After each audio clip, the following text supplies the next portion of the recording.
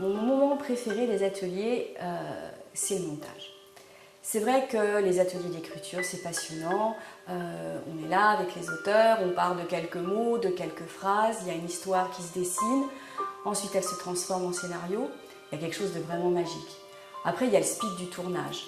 La préparation, on est là, on court, tout est très évident. On a le scénario en tête, on a ce qu'on va faire, ce qu'on peut faire, ce qu'on peut dire.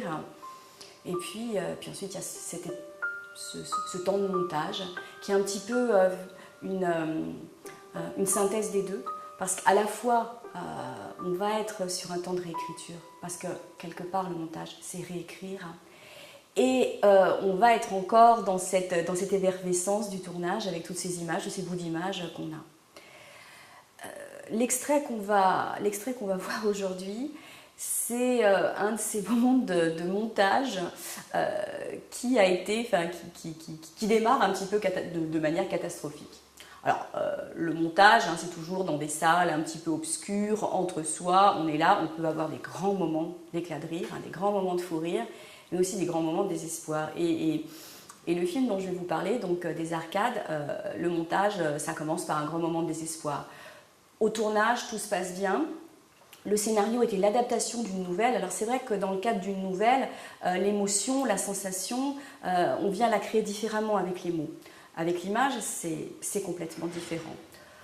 Le tournage s'est super bien passé et quand on regarde les rushs, catastrophe. On ne peut pas dire qu'il y a eu un problème de cadrage, on ne peut pas dire qu'il y a un problème de son. Les comédiens ont été nickel, ils ont tous donné leur meilleur, que ce soit les plus jeunes, parce qu'il y a eu des enfants qui ont joué dans ce film, que ce soit les adultes. Tout est crédible, sauf que quand on voit les bouts de rush, ça ne fonctionne pas, quoi. C'est un film qui est construit sur une série de flashbacks.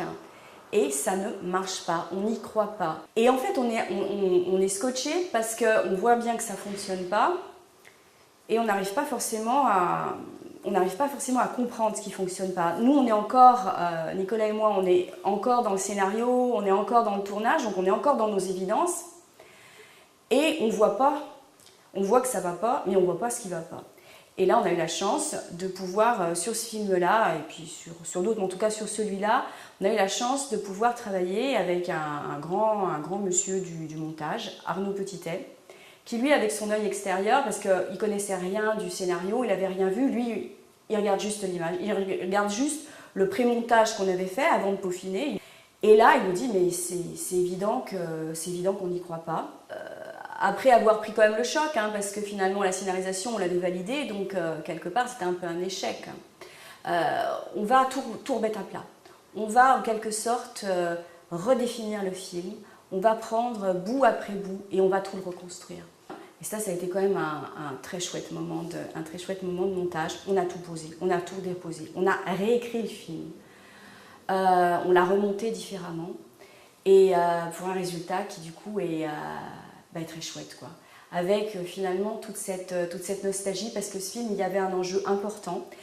Il a été fait dans le cadre d'un projet autour de la déconstruction d'un immeuble. Donc c'est un grand bâtiment qui était populaire, qui a été habité par plein de familles.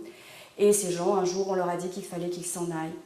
Et du coup, il y avait un attachement à ces lieux parce que même si c'était un peu vétuste et pas du tout conforme à tout un tas de règles, il s'y est vécu des choses formidables dans cet endroit. Et nous, on avait envie quand même que ce film vienne justement rendre hommage à ces choses formidables qui s'y étaient passées. Et je crois qu'on y est arrivé.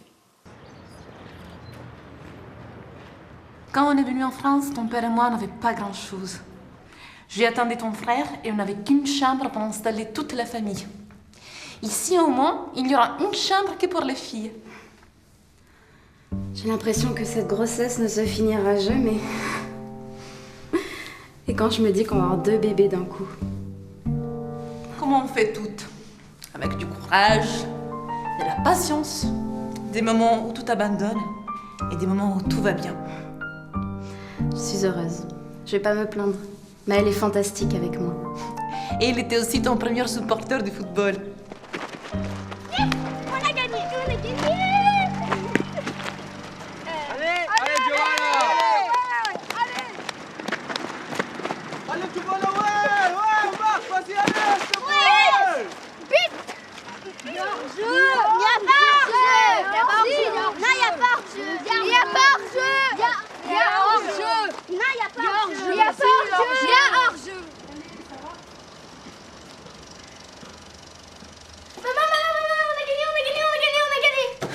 Johanna, qu'est-ce qui se passe? Maman, on les a écrasés, on les a mis la pâtée. Ils ont fait les malins en disant qu'on savait pas jouer, mais on a gagné. T'as encore joué avec tes frères? Oui, il y avait Maël aussi, et d'autres garçons. Eux, ils ont marqué un but, et nous, on en a marqué 3. Eh bien, parfois on gagne, parfois on perd, c'est la vie.